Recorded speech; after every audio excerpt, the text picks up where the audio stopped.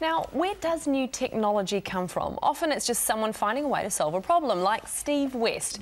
He was trying to learn the bass and getting frustrated with recording. So what he did was he wrote a maths formula that became a music goldmine that's now turning into a green tech revolution. Tim Wilson with the problem-solving genius Steve West. When he was young, Steve West used to play bass. He wanted, more than a bit, to be this guy, Flea from the Red Hot Chili Peppers. But there was a sticking point. Recording bass lines and slowing them down to learn was difficult. Bass notes get so low that you can barely... They get lost. They get lost. You know, I had my own itch to scratch. I'd been really... You had a problem. I had a problem. Fortunately, Steve, an amateur DJ then too, was also a maths genius at Auckland University. He had an epiphany and wrote an equation that solved his problem. He came running in to show me this thing. He'd had a breakthrough with it, and I was, it was a moment where I realised that this had some really big potential. That really big potential eventually became an actual company, Serato. In part, Serato is the story of two best mates, Steve and AJ. In that space, we're like the Microsoft. You know, we absolutely dominate. The Microsoft of DJing? Yeah, it's a bit like that. A much kinder, gentler Microsoft.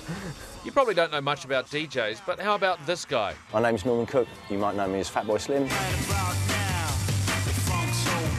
Big breakthrough for me was when I ditched vinyl and started using Serato. It really took off, and we had some really big names in the DJ world saying great things about it. Serato has stores in New York. We got all the DJs, and I am the host with the most, with the butter on the toast. The company presses more vinyl records than, well, anyone. What songs are on these? So there's no music on the record. No music? No music. Steve, this is crazy. Crazy awesome. The discs simulate DJ effects. They talk to the software. They're the innovation that Serato is best known for. We've just gone across 105 employees, so we've grown very quickly in the last 2 years. But revolutionising DJing isn't enough for Steve West. He wants to change the tune of Kiwi driving habits. Electricity is a quarter the price of petrol. So instead of spending $8 billion on petrol, we could be spending $2 billion on electricity. Which explains this $120,000 Tesla electric car. One of three he owns, the one with the interesting number plate. Nice car. Go for it. It's not just a very quiet hobby, but a hobby horse. You see, electric cars have a range problem, just like Steve had a bass problem. And Steve's fixing that with these. I'm rolling out a nationwide network of charging stations. Nationwide? Nationwide. And these charging stations will fill up an electric car in 20 minutes. He's stepping on the gas, so to speak. Oh, you're going to fing it, aren't you? I am. Okay, so, all right. Ready? Okay. Yeah. Whoa! Whoa! Whoa! That was cool! The hope being that New Zealand can back out of its dependence on foreign oil. Plug it in like this.